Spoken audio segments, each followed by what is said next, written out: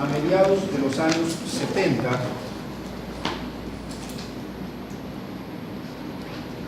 un autor apellido Guarcani, alrededor de 1970, el tipo creó un concepto al que le llamó período de terminación. Y luego que se creó este término, periodo de terminación, se decidió colocar por etapas, en forma secuencial y prácticamente casi matemática, la forma como el sistema nervioso se iba desarrollando conforme uno es embrión, feto y medianamente antes de nacer, e incluso podía avanzar mucho más allá, pero en relación básicamente con la mielinización del sistema nervioso. Entonces se puede decir que podemos dividir a la embriogénesis en etapas y en algo que se llama tiempo máximo de aparición. El primer elemento, la primera etapa en la evolución del sistema nervioso, se la conoce hace muchos años atrás como la neurulación. La neurulación es la forma como inicialmente, en forma primigenia, se desarrolla el sistema nervioso, siempre a partir de la formación original e inicial de la médula espinal. Esta neurulación, a su vez, se subdivide en una neurulación primaria y en una neurulación secundaria. Comenzando con la primaria, esta neurulación o esta etapa tiene un tiempo máximo de aparición de entre 3 a 4 semanas.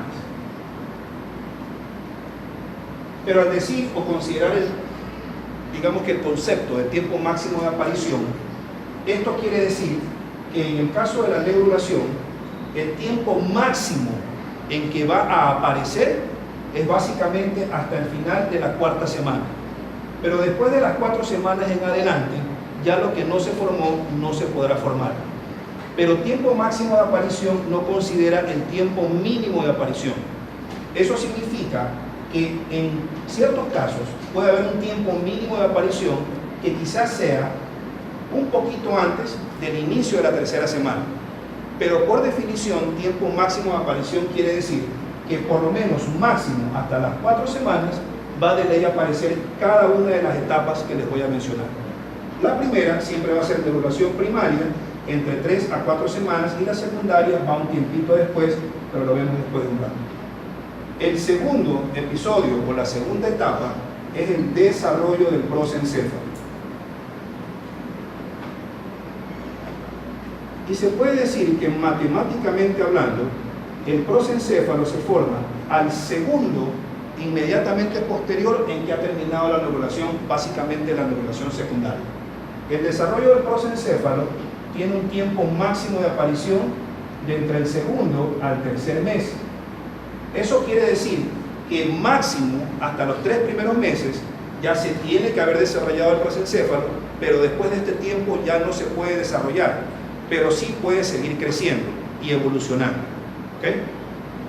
En tercer lugar, tenemos la etapa que se llama de proliferación neuronal.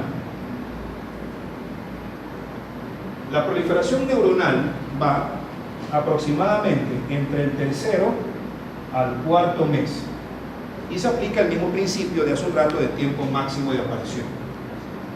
El cuarto episodio o la cuarta etapa es el de la migración neuronal. Esta migración neuronal se da más o menos, por decirlo así, casi a la par de mientras se está dando el proceso previo, la proliferación neuronal. Pues se da más o menos entre el 3er hasta el 5º mes. Interesantemente hablando, las patologías en relación con la migración neuronal van casi siempre de la mano con las patologías del desarrollo del prosencéfalo. Por lo tanto, cuando algo lesiona o impide la formación o el desarrollo normal del prosencéfalo, casi irremediablemente va de la mano con alteraciones o patologías en relación con la emigración neuronal. Y estas dos en particular, la etapa 2 y la etapa 4, casi siempre, por no decir en el 100% de los casos, siempre van de la mano con anomalías branquiales o de los arcos branquiales, que obviamente van a producir anomalías del macizo facial, o sea, de la expresión ósea y la forma de la cara y de la piel y músculos que lo recubren. En quinto lugar, tenemos el proceso de organización neuronal. Este proceso de organización neuronal tiene un tiempo máximo de aparición de entre el quinto mes, pero se puede alargar un poquito más que sus precedentes hasta casi el primero o el segundo año de vida. Y el último es la mielinización. La mielinización tiene un tiempo máximo de aparición, aunque puede empezar a desarrollarse la mielinización mucho tiempo antes, y ya lo vamos a ver, pero su tiempo máximo de aparición de ley siempre va a ser en el mismo momento en que nacemos. Y se puede alargar muchos años, incluso hasta aproximadamente los 18 a 20 años. Se puede decir que de todos los elementos o etapas o evolución secuencial en la embriogénesis, la mielinización es la que más tiempo necesita para poder ser adecuadamente mielinizado el sistema nervioso, pero en particular el sistema nervioso central. Huarcani creó este concepto a partir de toda esta tabla que fue más o menos creada después de los años 80. Y este periodo de terminación, ¿quién es? Y este periodo de terminación es muy sencillo entenderlo. El tipo decía en aquella época, y fue tomado como objeto de burla, porque pensaron que no era así, porque la mayoría de textos y de estudios, incluso anatomopatológicos, de individuos que tenían patologías en aquella época estudiadas en forma congénita en relación con la embriogénesis del sistema nervioso, se consideraba que lo que decía Huarcani estaba totalmente errado. Pero después de los años 90, mediados del año 2000 y pico para acá, el concepto original de los años 70, de este tipo que ya murió hace mucho tiempo atrás, se mantiene actualmente como es, o como les voy a decir. El tipo decía, y en realidad es lo que se manifiesta en la actualidad, de que si un proceso X del desarrollo de la embriogénesis del sistema nervioso entraba en formación, por más que cualquier elemento nocivo, ya sea externo o interno, o sea una noxa cualquiera, incidía sobre el sistema nervioso en el momento en que ya el proceso estaba en evolución, era imposible que ese proceso se alterara, y más bien lo que produciría es una desorganización en el desarrollo, pero del proceso que le sigue a continuación. ¿Con eso qué quiero decir? De que si alguna noxa, imaginémonos una mujer que se expone a rayos X, radiación X, bla, bla, bla, durante la neurulación, si el proceso ya había comenzado entre la tercera y la cuarta semana y una mujer se expone a rayos X, esa noxa o ese elemento nocivo no iba a alterar la neurulación en sí mismo, sino el periodo inmediatamente posterior. Antes se pensaba totalmente lo contrario, y este concepto es el que se mantiene en la actualidad. Siempre va a pasar lo mismo, que si algo incide sobre la etapa número 1, lo que se va a alterar es el desarrollo de la 2. Si algo incide sobre la etapa 2, va a alterar el desarrollo de la etapa 3. Si algo incide sobre la etapa 3, va a alterar el desarrollo de la 4, y así sucesivamente hasta el sexto episodio, que es el de la mielinización. ¿Sí? Ok. ¿Quién empieza? La posición. La exposición. ¿Sí? Sí, yo empiezo. Préstame la carpetita. Otro, ya se lo doy. Te vas. ¿Ah? ¿Dónde está la expo? ¿Vas a ver partido? Yo. ¿Dónde está la expo? Ahí saco rápido. Escucho a los chicos. Oye, la expo. ¿Dónde está la expo? Voy a ver que Encontré con la expo. Ya, esa está la... No, error. ¿Es esa? Pues ya. No, verdad. Claro, es esta. Es esa. Estamos hoy en marco. No, bien. Miguel, ¿y si borras la pizarra? 25. Con la mano. Hay un borrador. Pregunta. ¿Puedo poner la...? Sí.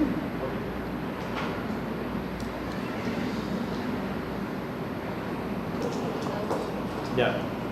Buenas tardes, compañeros. Buenas tardes, profesor. El tema de exposición de hoy va a ser desarrollo del sistema nervioso. Perfecto. Sí.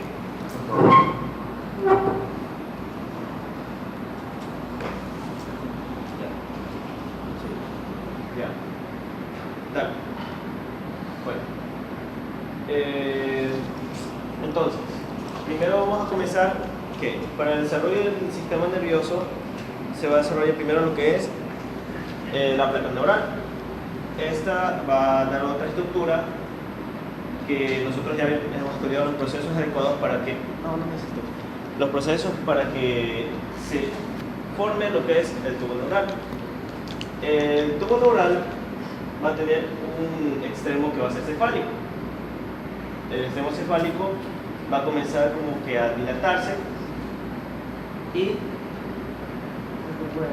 ya, bueno, se van a formar primero tres vesículas: la vesícula del cerebro anterior o prosencéfalo, la vesícula del cerebro medio o mesencéfalo y la vesícula del cerebro posterior o romboencéfalo. El resto del tubo neural se va a elongar, va a tener un diámetro mucho más pequeño y va a llamarse la médula espinal. Entonces, la médula espinal, el tubo neural va a tener una capa de células epiteliales columnares que van a ser estas células, que se llaman células de la matriz.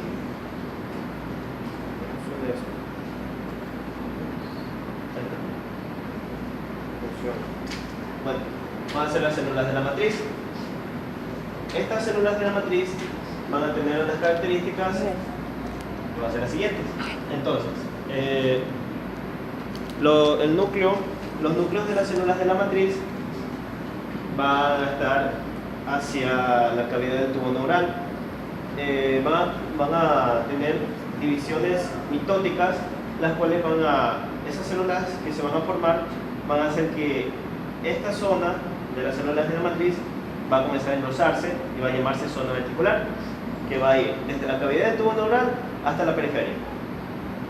Entonces, la zona ventricular va a comenzar a engrosarse por las fases mitóticas que van a tener las células de la matriz, y van a comenzar a salir unas células, son los neuroblastos primarios.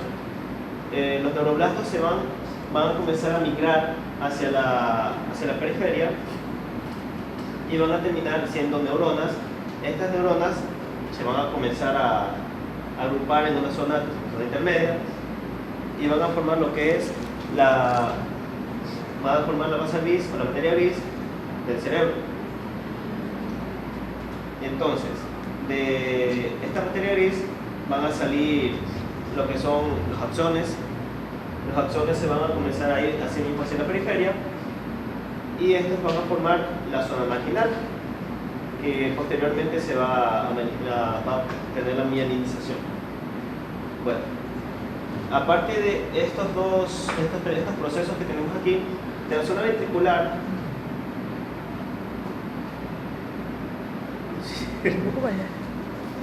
¿ustedes dónde están allá?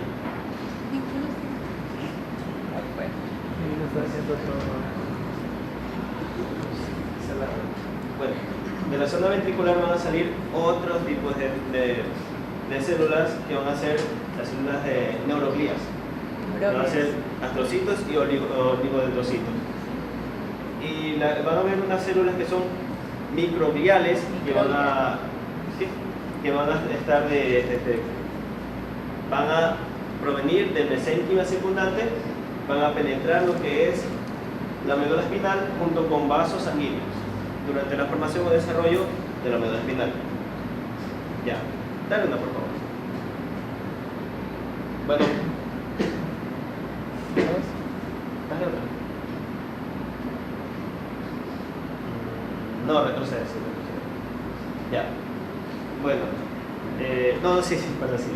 Vamos a continuar en la formación de la médula espinal, solo que la imagen la puse aquí porque hay unas cositas que faltan aquí. Entonces, vamos a tener que Va a continuar el tubo neural, pero su luz va a continuar siendo la misma.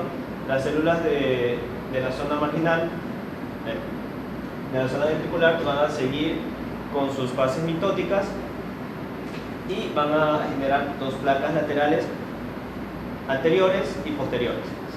Las placas anteriores va a ser una placa basal y una posterior, o placa alar o lateral posterior, como ustedes le quieren decir.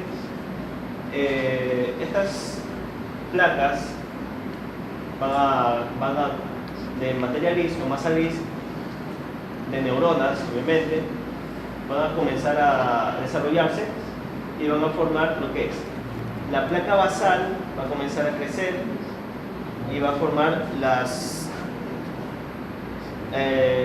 neuronas de lo que es las neuronas motoras de la columna de la médula espinal, y la placa alar va a formar lo que son las neuronas sensitivas de la médula espinal. Estas van a continuar creciendo y las placas basales van a seguir creciendo, por decirlo así, y van a formar un surco intermedio mientras van creciendo, que se va a llamar fisura media anterior. Vamos a saber de que la placa alar de la placa basal van a estar separadas por un surco limitante. Entonces, mientras van continuando creciendo la placa alar y la placa basal, la cavidad del tubo neural va a comenzar a hacerse más pequeña, paulatinamente va a comenzar a crecer, va a comenzar a hacerse más pequeña, y como les dije, va a comenzar a ver, las células neuronas de la placa alar van a comenzar a ser más grandes y van a hacer que la cavidad del tubo neural sea más pequeña. Las células de la matriz posteriormente van a convertirse en células ependimarias y van a formar este conductito que está aquí, que se llama conducto ependimario. Y bueno, quédate tranquilo, ya, entonces, el tema está mal, me pusieron el tema mal. Bueno, vamos a ver primero el desarrollo de las neuronas motoras de la columna vertebral, de la columna gris anterior. Sí, no, quédate conmigo. Bueno, como dije, los procesos que van a conllevar a partir de la formación del tubo neural, ¿cómo se dice? La médula espinal, la placa basal van a comenzar a salir unos axones que van a formar la raíz motora anterior. Esta raíz motora anterior va a tener fibras preganglionares que van a dirigirse hacia los órganos diana, que en este caso son músculos. Ya, eso es todo. Y vamos a ver el desarrollo de las neuronas sensitivas de la columna gris posterior. Bueno, entonces, el desarrollo principal no va a ser dentro de lo que es la médula espinal, sino que va a ser fuera de las neuronas de la columna sensitiva, de las neuronas sensitivas. Van a venir células neuronales de lo que es la cresta neural. Estas células van a tener axones que van a llegar, decirlo así, hasta lo que es la parte posterior de la médula espinal. Ese es el proceso periférico por el cual se va a formar la raíz sensitiva posterior. Pero ahí hay otro proceso que es centralizado, del cual de la placa alar van a salir axones, por decirlo así, que van a unirse o van a fusionarse.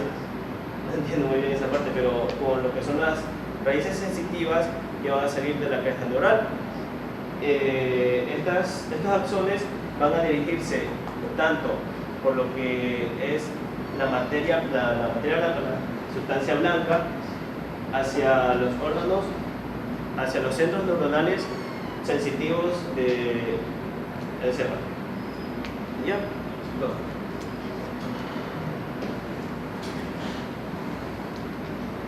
Sí,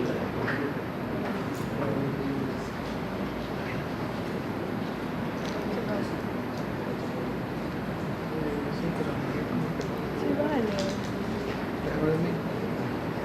Igual, Miguel. Chicos, muy buenas tardes. ¿Podrías volver a la diapositiva anterior?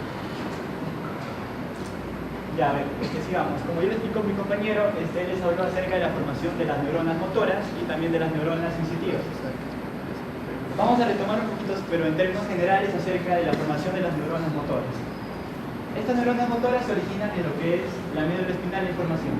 Básicamente en lo que es la placa basal. Si miramos la estructura podemos ver que esta es la placa basal, esta es la placa alar. La placa basal y la placa alar te van a formar lo que es No sé si te van a formar la sustancia, sería la sustancia Gris. La sustancia gris. Mientras que la zona periférica, que es la zona periférica, te van a formar la sustancia blanca. A ver. Entonces, vemos que las células de la zona de la... A ver, las células que provienen de la cresta neural se van a ubicar en la zona basal. Una vez que llegan a esta región, se van a dividir en dos grupos. Un grupo medial y un grupo lateral. Ya, el grupo medial se caracteriza porque va a dar fibras que van a formar lo que es la raíz motora anterior. Estas fibras se caracterizan porque van a innervar a todo lo que es la musculatura del cuerpo. Ya, aparte de esto, de este grupo hay otro grupo que es el grupo lateral. El grupo lateral también te da prolongaciones, pero una característica básica de lo que es estas prolongaciones es que pertenecen al sistema nervioso autónomo. Y como son fibras diferentes, se dice que esa diferencia, estas fibras se denominan fibras diferentes simpáticas. Y en conjunto estas fibras forman lo que es la raíz motora anterior. Bien, aparte de las neuronas motoras, también existe la formación de las neuronas sensitivas. Pero estas, a diferencia, digamos que van a evolucionar fuera de la médula. Porque una vez que vienen de la cresta neural se van a ubicar en la región posterolateral de la médula espinal, como vemos aquí. Ya, una vez que llegan a la región posterolateral van a dar dos tipos de prolongaciones. Una prolongación periférica y una prolongación central. La prolongación periférica que se une con la raíz motora anterior y te forma el nervio espinal propiamente dicho. Mientras que la raíz central tiene, digamos que, dos destinos. O bien se dirige hasta el asta alar, hasta la placa alar, o bien si no, se va hacia la zona marginal, que más adelante evolucionará en la sustancia blanca. Bien. ¿Qué más? Y estas fibras en conjunto te forman lo que es la raíz sensitiva posterior o la raíz posterior del nervio espinal. Bien, ahora sí entramos a lo que es el desarrollo de las neuronas sensitivas, pero de la columna gris posterior. Vemos que de la cresta neural van a penetrar donde las células a la región de la placa alar. Una vez que llegan a esta región, digamos que algunas de ellas van a migrar hacia la zona marginal, o sea, van a crear una conexión. Otras se van a quedar aquí en la placa alar y pueden dar prolongaciones, o sea, hacia la parte superior o hacia la parte inferior, pero van a estar a distintos niveles. Aparte de ellas, hay otro grupo de células las cuales van a aprovechar esta zona de acá, que es la zona del piso, perdón, la placa del piso o la placa del suelo, para llegar hacia la zona, la zona marginal, pero del lado opuesto. Y se puede observar que en esta región hay varias conexiones entre la sustancia blanca y la sustancia gris y la sustancia blanca en la médula espinal. Bien. Ahora sí entramos a lo que es el desarrollo de las meninges y relación de la médula espinal con la médula vertebral, con la columna vertebral. Sí. Ya, a ver, desarrollo de las meninges. Como bien sabemos, las meninges son tres capas o tres membranas, las cuales cubren al encéfalo y a la médula espinal. Partiendo desde la zona interna a la más externa, tenemos que empieza con la pía madre, luego la dura madre, la pía madre, aracnoides y la dura madre. Bien, estas tres capas se van a originar de mesénquima circundante, o sea, provienen de la placa mesodérmica. Tenemos que el espacio subaracnoideo es una cavidad que ya permanece en este desarrollo, en esta etapa, y se va a encontrar, es una cavidad que se encuentra, digamos que, en el mesodermo. Bien, aparte de esa cavidad tenemos a lo que es el ligamento dentado. El ligamento dentado se va a adherir a lo que es la dura madre y se encuentra desde la primera vértebra cervical hasta, digamos que, hasta L1 aproximadamente. Son como 21 segmentos de lo que es el ligamento dentado. Bien, ahora sí, en cuanto a lo que es la relación de la médula espinal con la columna vertebral. Bien, en el segundo mes de desarrollo embrionario se tiene que la longitud de lo que es la médula espinal va a ser idénticamente o va a ser igual a lo que es la longitud de la columna vertebral. Pero más adelante, como el embrión va a desarrollarse, va evolucionando, va creciendo, digamos que esta longitud ya no va a ser igual. ¿Por qué? ¿Hasta qué mes? Iba a decir durante el nacimiento. En el nacimiento ya la longitud varía. ¿En qué momento el embrión ya deja de tener proporcionadamente la misma relación entre la médula con la columna vertebral? No me sabía eso. ¿Hasta qué mes? El tercero. El tercer mes en adelante ya se comienza a desproporcionalizar el crecimiento de la columna en relación con la médula, que se va quedando, como quien dice, corta en longitud. Pero hasta el tercer mes de vida intrauterina se puede decir que se mantiene casi en el mismo nivel. Ya, bien, como ya lo mencioné el doctor. Bien, aparte de eso, se dice que en el nacimiento, durante el nacimiento, o en esta etapa, la longitud de la médula espinal va a llegar al nivel de la tercera vértebra lumbar. ¿Okay? Y digamos que esta proporción se va a mantener inclusive hasta la etapa de la niñez.